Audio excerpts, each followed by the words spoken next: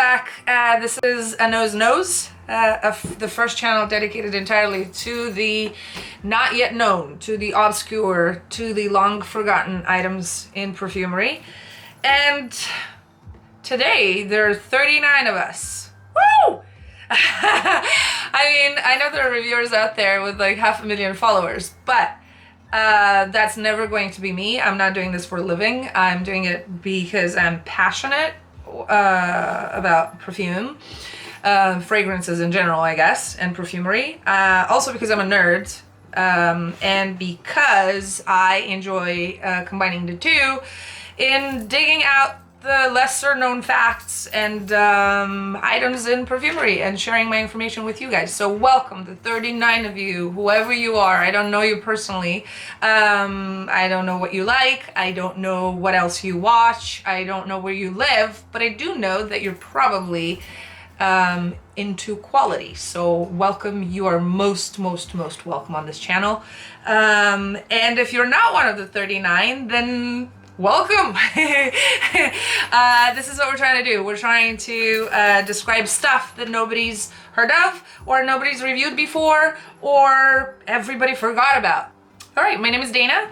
I am going to be your host today.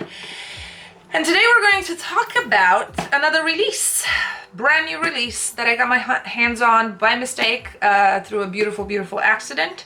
And I'm not going to call it an unboxing, although I do want to show you the presentation box as well. We're talking about the Decay of the Angel by Timothy Hahn Perfumes. Please excuse my English. It's my fourth language, so sometimes it gets a little numb, all right? Bear with me. The Decay of the Angel by Timothy Hahn Perfumes. Timothy Hahn is a London-based house. It started unofficially in 2013. Everything they make is therefore rather new. This is the third item in their line, and it's a very short one. There are 5 perfumes as far as I know. The base idea behind these fragrances is books. This person is a very highly conceptual perfumer. He's self-taught. He started dwelling into the art of perfumery when one of his friends included him in the process of creating a drinkable perfume. Yes, there are drinkable perfumes, believe it or not. So he decided to take it in a different direction and pick classic writings from the international pool of cultural productions and create their equivalent or their accompanying item of perfumery. The one I'm going to present today, the Decay of the Angel, is also called Eau du Parfum 001, is meant to reproduce or represent in a material form the novel of the same name from 1971, written by Japanese writer Yukio Mishima. And amongst the other ones, there's a Simone de Beauvoir one, She Came to Stay, or L'Invité, as they say in French, by, again, Simone de Beauvoir. There's a On the Road, after Kerouac, of course. This goes towards Japanese writing. The box is, as you see it, is very minimal, I guess, if you want. It looks like this. And the graphics, at least on this one, are created by Sonia Sobczak, which is a Polish illustrator. The box looks like this. The top and the inside have this illustration by Gosia. Pardon me, Gosia Sobczak. Polish I do not speak. It's one of the few languages I actually don't have too many words in. Every box comes with 5 different images accompanying the perfume. In this case, the Decay of the Angel follows the 5 stages of the decay. And if I remember them correctly, they are decay, diaphoresis, dirt, dissatisfaction, and dark. I'm not sure if the alliteration is intentional. All of them start with a D, right? And I think it's a very interesting thing that he included diaphoresis as one of the 5 stages of the decay. Diaphoresis being a clinical term that means excessive sweating as a symptom, either of being too sick or being too high. So maybe there's something psychedelic, conceptually psychedelic about this whole production. In any case, it's a very interesting concept, I believe. All his bottles are 60 milliliters, so 2 ounces.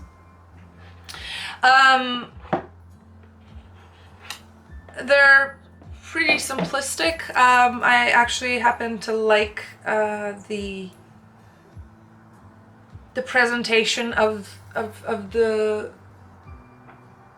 more recent houses, you know, Biredos and all those. They're clean. They take away from actually getting in love with the bottle, which happens often, and allow one to actually focus on the liquor. This is a regular top. It doesn't even click much. It's not magnetic. You see Edition Parfum on the top. It's a pretty heavy plastic, and the bottom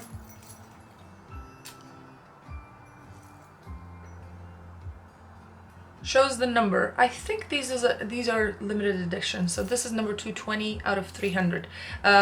He impresses the same kind of numeral order to his bottles as one would do with, for example, art prints.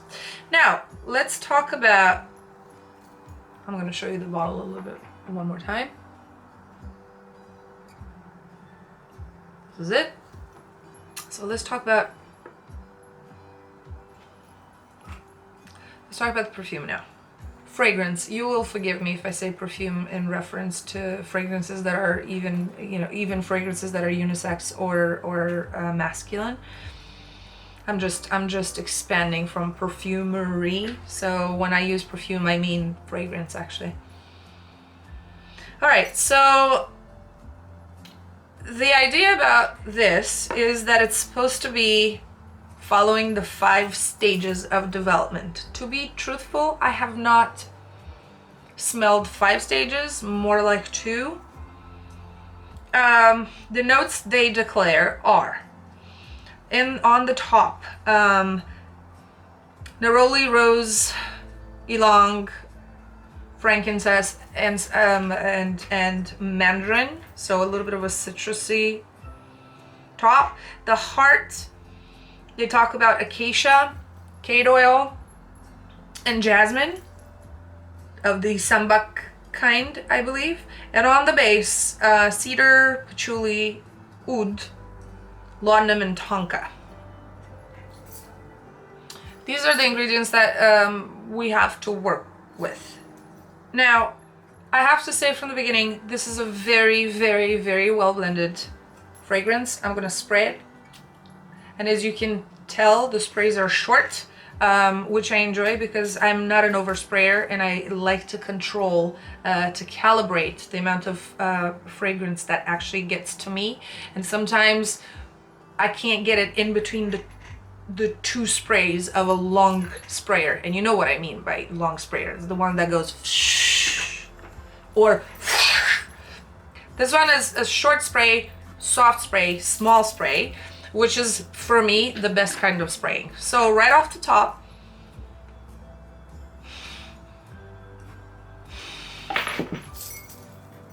let me take these off. Right off the top, what's impressive to me is that the rose is not overpowering. The citrus is not overpowering. The oud comes through very beautifully, but it's filtered through the frankincense. And this first very vivid, very alive very organic, if you want. Is a little bit, the effect is a little bit indolic, almost. And you know what indoles are, why we call indolic the white flowers, because they contain the same or some of the same substances that are also present in feces, which is why a lot of us recoil when we stick our nose into a not quite fresh gardenia, for example. It starts smelling like decay, like an organic matter that is starting to decompose and ferment into slightly sweet fumes. Well, this is what the first layer is. A little bit sweet, not sickly sweet. It's definitely not gourmand in any way. It couldn't be. I can feel a few other resins in there. I think some LME, because it's slightly oily, just ready and ripe to start disintegrating. I forgot to tell you that the box I have, and maybe it is significant, maybe it isn't, the box I have is stage 3 dirt. Again, all of the decay of the angel smell the same, but there are 5 different kinds of packaging, and mine corresponds with dirt, which happens to be the 3rd phase. All right, it might not be representative, but I just wanted to put that in your mind. All right, so I get the LME on top. I get frankincense. I do get marmalade somewhere. It's some sort of citrus marmalade, which I guess would be consistent with the mandarin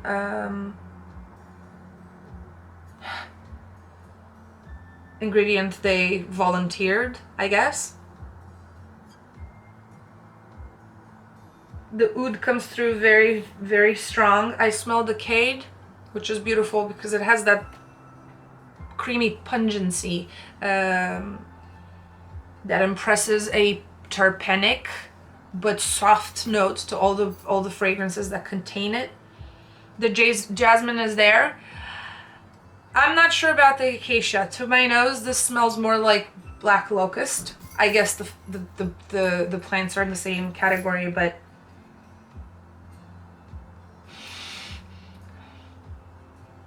the sweetness and the whiteness are there and more present in the black locust than they are in the acacia, I would guess.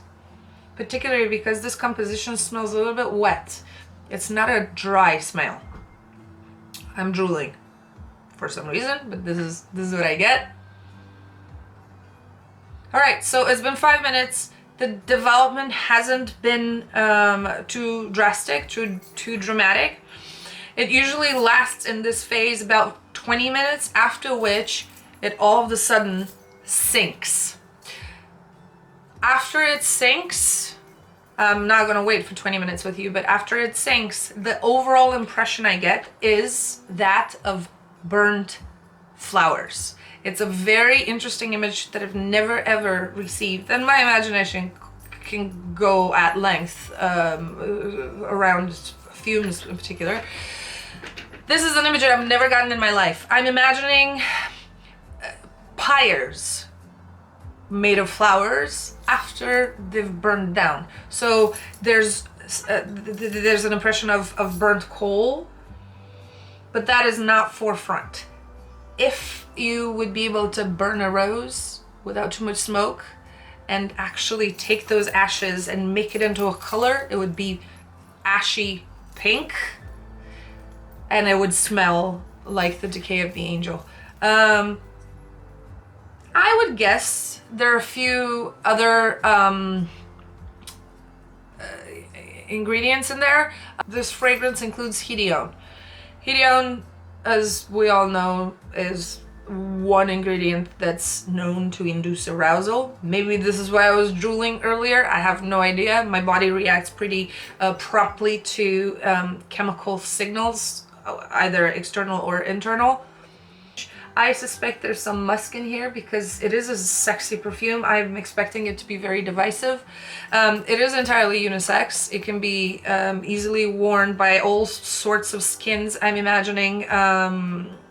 with all sorts of pH.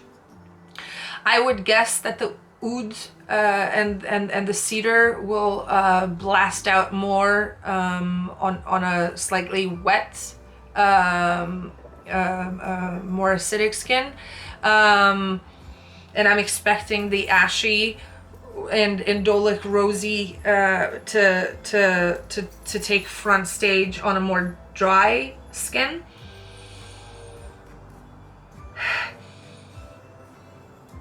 You can see sweat, you can see sex, you can see attraction, you can see the remains of a burnt down relationship if you want. Again, it's a very conceptual perfume.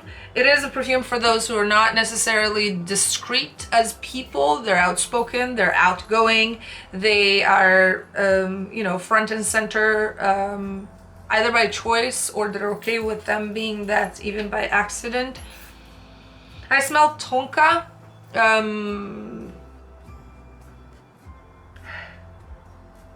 I also smell something herby. Maybe in the rosemary, wild rosemary, kind of. So to conclude, this is a 60 milliliter bottle that is very, very likely to create some issues, some division, some controversy, some internal turmoil, if you want. It is not necessarily a perfume or a fragrance meant to be worn to attract somebody else. This is one's own journey, or it feels like it. It's not one of those fragrances that you wear in order to mirror what's inside, but rather to bring the inside in alignment with whatever this perfume signifies to you. It's a tool rather than a representation, it feels like, if that makes any sense. And that's consistent with the fact that this is a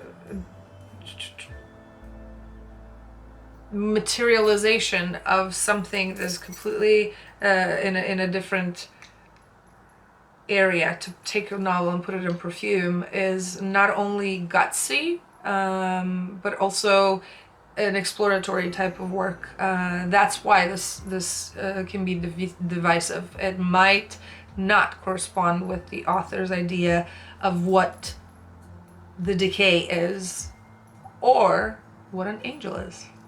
So this is it, folks. The Decay of the Angel by Timothy Hahn. A burnt flower fragrance brought to you from London. So let's talk about performance. On my perfume sucking skin, this lasts about 12 hours, which is a great performance. Well, more like 11 to 12 hours. The evolution, like I said, I would separate it in two main stages. If your noses are bloodhound noses, you might be able to identify more, up to 5 or 10 or whatever your nose can do. Even if there are differences, for me, they're minute enough to warrant the dropping of these stages in two big buckets. The one, like I said, lasts for about 20 minutes, and it's the wet phase, where you can feel the organic materials, the flowers and the indoles and the fumes rising out of dying, perfumed petals. The second one is the dry phase. It lasts from 11 to 12 hours on my skin. Mind you see my skin type, it sucks everything, and things tend to disappear rather quickly. So it does last. As the time goes, it gets drier and drier. So if you start with raw petals, you end up with complete bone dry ash. So this is just so I give you an idea. This is the evolution of the perfume. It's entirely unisex, can be worn by anybody. I do not believe in perfect occasions to wear perfect things. You wear whatever you want, whenever you want, however much you want, as long as you're not hurting anybody. So I can't recommend it for work or for theater or for anything else, because like I said, this is an introspective fragrance, and it's not necessarily suited to represent a certain type of event or a certain moment in the day.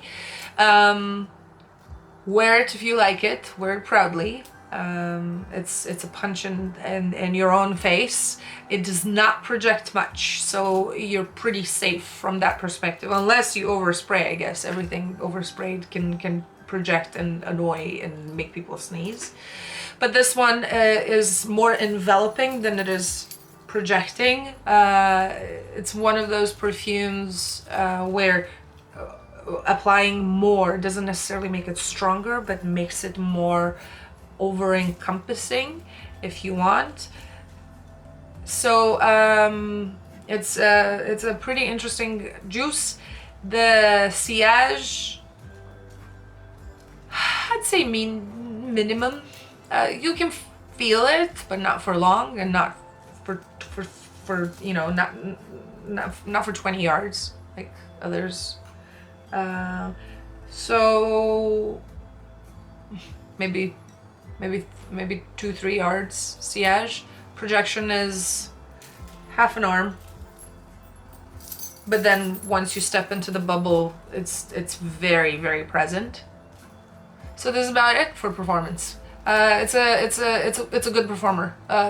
To me, it satisfies me, particularly because this is a natural ingredient type of juice, so it's not going to be radioactive no matter what.